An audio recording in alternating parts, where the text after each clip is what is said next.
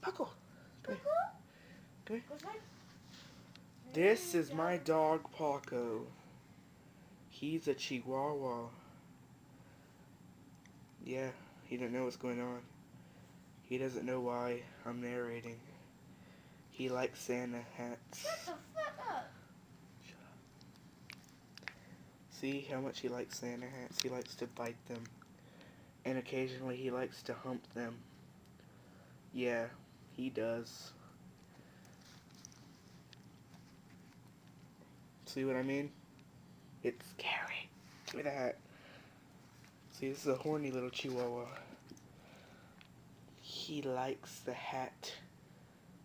I always tell him he shouldn't do hats because that's why God put women on this earth, so people wouldn't do hats.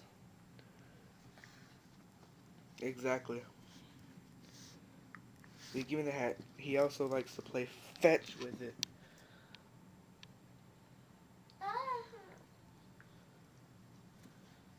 That's my sister. She's darker than me. Cause you're a white people. Shut up. And you may wonder why I'm touching this. Just because I don't even know why I'm touching this hat. It's probably full of doggy semen. And not the good kind of semen like sailors, but the other kind.